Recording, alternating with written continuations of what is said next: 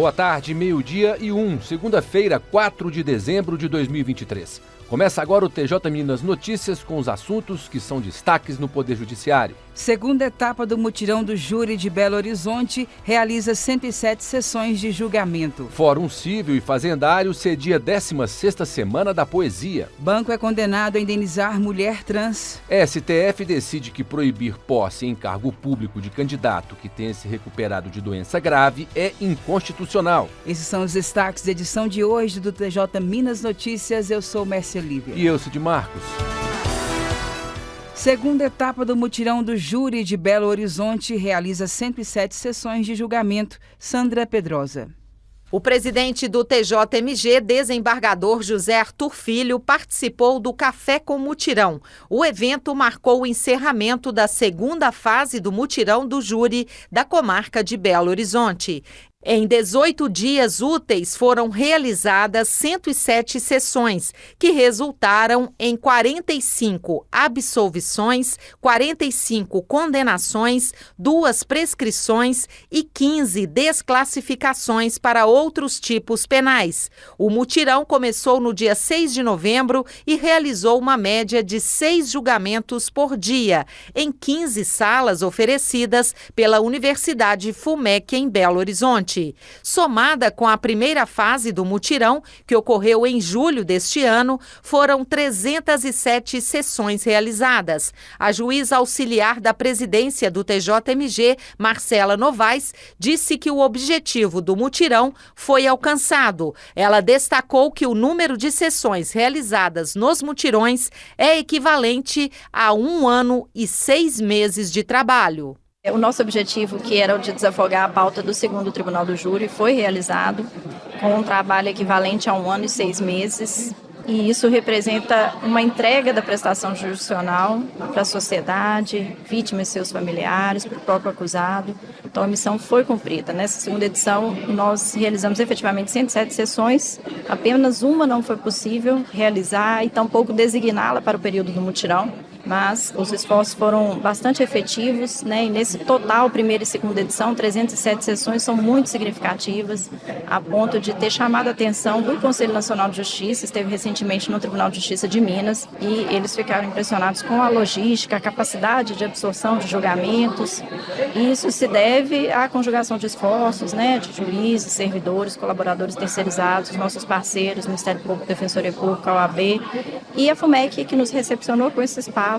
Foi realmente um projeto grandioso e bastante exitoso. Todos os processos são do segundo Tribunal do Júri de Belo Horizonte e contaram com o auxílio de 25 juízes cooperadores, 29 promotores públicos e 12 defensores públicos. A pauta do segundo Tribunal do Júri, que já havia avançado para o ano de 2026, foi reduzida para o meio do ano de 2024. Do Tribunal de Justiça de Minas Gerais, Sandra Pedrosa. O Comitê Pop Rua Jus do TJMG apresentou um balanço das ações de 2023 e anunciou novas iniciativas para 2024, em reunião conduzida pela presidente do comitê, desembargadora Maria Luísa de Marilac. Entre os destaques da pauta apresentada pela desembargadora estão os resultados do primeiro encontro de comitês e do mutirão Rua de Direitos. Também foram divulgadas metas para o próximo ano, como nova edição da Cartilha Informativa de Serviços para as Pessoas em Situação de Rua e a criação de comissão voltada para os jovens. Fórum Civil e Fazendário cedia 16ª Semana da Poesia. Kátia Matos. A Semana da Poesia foi realizada no Fórum Lafayette, na unidade Raja Gabaglia. Desta vez o tema foi Por Mais Poesia e Gentileza entre as Pessoas. Foram apresentadas as poesias de servidores que trabalham no Judiciário Mineiro. Cada poeta recebeu uma homenagem dos organizadores. Jovens aprendizes do fórum interpretaram os poemas. O Corregedor-Geral de Justiça, desembargador Luiz Carlos de Azevedo Correia Júnior, disse que trazer a arte para o judiciário é uma forma de transformar o ambiente. Nós aqui que lidamos com as dores, as angústias, as expectativas do cidadão, nós também temos um momento de arte, de descontração, de poesia e descobrimos nossos artistas que existem aqui também no Fórum Lafayette. O diretor do Foro de Belo Horizonte, juiz Sérgio Henrique Cordeiro, ressaltou que a arte ajuda a aproximar e integrar a comunidade com o Poder Judiciário. É muito importante o próprio tema, né, por mais poesia e gentileza. Ele faz muito isso de você trabalhar com toda essa questão da criatividade dos nossos servidores, colaboradores, magistrados, né, a integração com a comunidade, com uma coisa tão bonita como é a poesia. A Semana da Poesia é realizada todo ano no Fórum Lafayette. Este já é o 16º ano. Do Tribunal de Justiça de Minas Gerais, Kátia Matos. A seguir, banco é condenado a indenizar mulher trans. E mais, STF decide que proibir posse em cargo público de candidato que tenha se recuperado de doença grave é inconstitucional. Voltamos em instantes. Banco é condenado a indenizar mulher trans. Informações com Flávia Carneiro.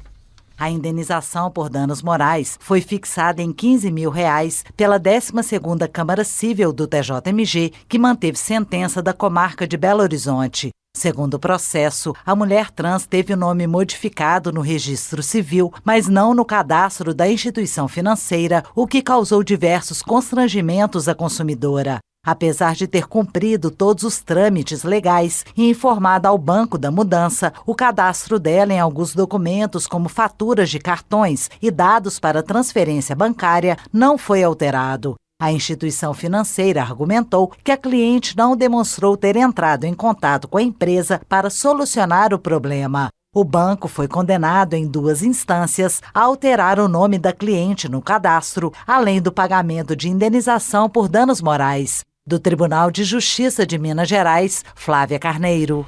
O presidente do TJMG, desembargador José Arthur Filho, participou da homenagem da AMAGES, Associação dos Magistrados Mineiros, ao novo ministro do STJ, Superior Tribunal de Justiça, Afrânio Vilela. O ministro foi agraciado com a medalha Desembargador Guido de Andrade, maior honraria concedida pela AMAGES aos que prestaram relevantes serviços à magistratura. A homenagem realizada nesta sexta-feira na sede da AMAGES contou com a presença de integrantes da direção do TJMG e de diversos magistrados. Afrânio Vilela foi empossado como ministro do STJ, ocupando a vaga do falecido ministro Paulo de Tarso Sanseverino, após ser o nome indicado pelo presidente da República, Luiz Inácio Lula da Silva. STF decide que proibir posse em cargo público de candidato que tenha se recuperado de doença grave é inconstitucional. René Almeida.